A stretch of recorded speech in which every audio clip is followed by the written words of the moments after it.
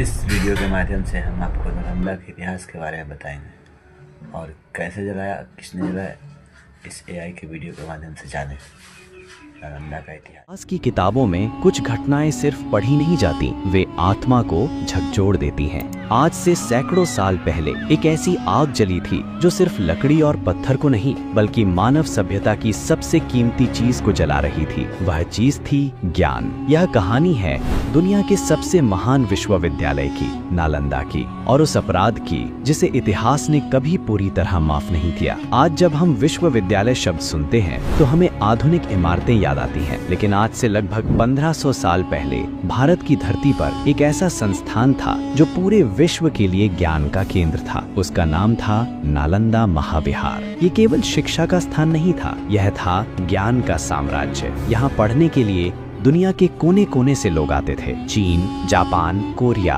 Tibet, Mongolia, Sri Lanka और फारस। नालंदा में प्रवेश आसान नहीं था। यहाँ दाखिला पाने के लिए कठिन परीक्षाएं देनी पड़ती थी। यहाँ थे 10,000 से अधिक विद्यार्थी, 2,000 से अधिक शिक्षक, सैकड़ों वर्षों का संचित ज्ञान। नालंदा का हर आचार्य एक चलता फिरता विश्वविद्यालय था। यहाँ पढ़ाया जाता था गणित, खगोल विज्ञान, आयुर्वेद, शल्य चिकित्सा, तर्कशास्त्र, राजनीति, भाषा विज्ञान और दर्शन।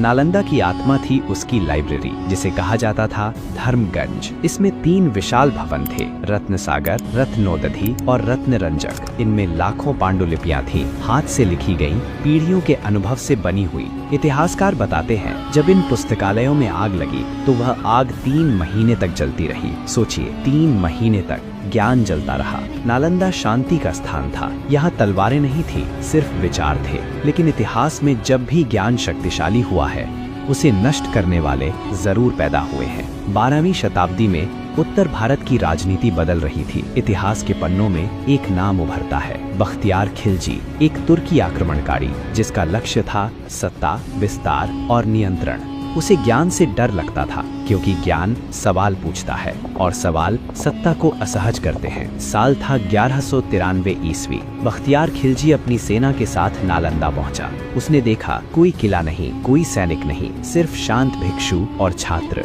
उसने पूछा, ये स्थान क्या है? उत्तर मिला, यह विश्वविद्यालय है। उस क्षण इतिहास ने करवट ली। ये कोई युद्ध नहीं था, ये था ज्ञान के खिलाफ युद्ध। आदेश दिया गया, सब कुछ जला दो। तलवारें चली, भिक्षुओं की हत्या हुई, छात्र मारे गए और फिर आग लगा दी गई। हजारों किताबें एक एक करके लपटों में बदल गईं। जो ज्ञान सदियों में इकट्ठा हुआ था वह कुछ दिनों में राख बन गया। इतिहासकारों के अनुसार नालंदा की लाइब्रेरी इतनी विशाल थी कि आग 3 महीने तक जलती रही। 3 महीने, दिन और रात ज्ञान जलता रहा और दुनिया खामोश रही। ये सवाल आज भी पूछा जाता है। पहला कारण सत्ता का भय। शिक्षा सोचने की शक्ति देती है और सोचने वाले लोग गुलाम नहीं रहते। दूसरा कारण धार्मिक असहिष्णुता। नालंदा बौद्ध दर्शन का केंद्र था, उसे मिटाना रणनीति का हिस्सा था। तीसरा कारण सांस्कृतिक विनाश। ये सिर्फ इमारतें नहीं थीं, ये पूरी एक सभ्यता थी। नालंदा के साथ दुनिया ने खो दिया प्राचीन चिकित्सा ज्ञान,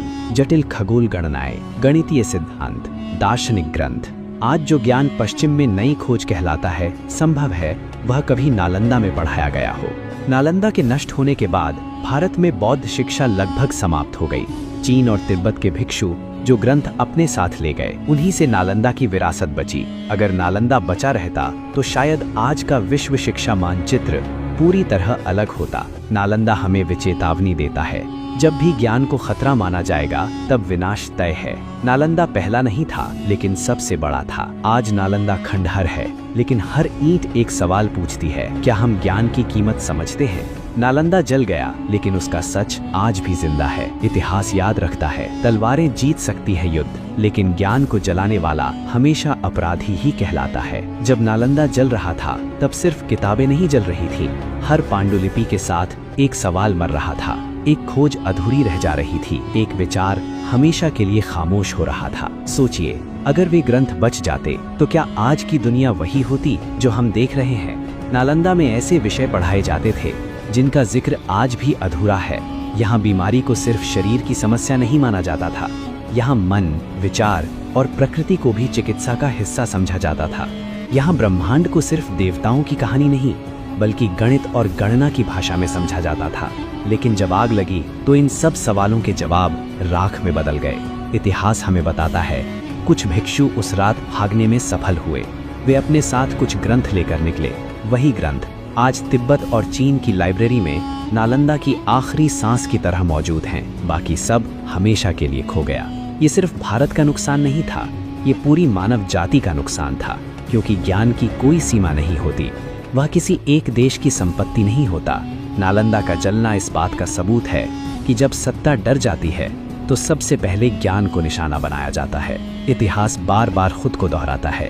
कभी किताबें जलाई जाती हैं, कभी विचारों पर पाबंदी लगाई जाती है और कभी सवाल पूछने वालों को चुप करा दिया जाता है। नालंदा हमें यही सिखाता है कि सभ्यता की असली पहचान उसके महलों से नहीं, उसके विचारों से होती है। आज नालंदा खंडहर है, लेकिन उसका मौन बहुत कुछ कहता है। हर टूटी दीवार पूछती है, क्या इंसान ने सच में प्रगति की है? अगर हम आज भी ज्ञान से डरते हैं, अगर हम आज भी सवालों को दबाते हैं, तो फर्क सिर्फ इतना है, आज आग दिखाई नहीं देती। नालंदा जला था ताकि लोग भूल जाएं, लेकिन इतिहास की सबसे बड़ी विडंबना यही है कि सच को जलाया नहीं जा सकता।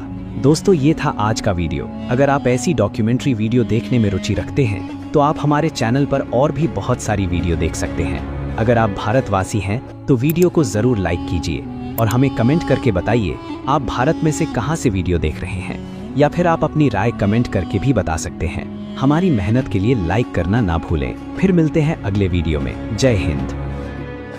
इस वीडियो के माध्यम से आप नालंदा के बारे में अच्छे तरीके से जान चुके होंगे। तो इस वीडियो को देखने के लिए थैंक यू।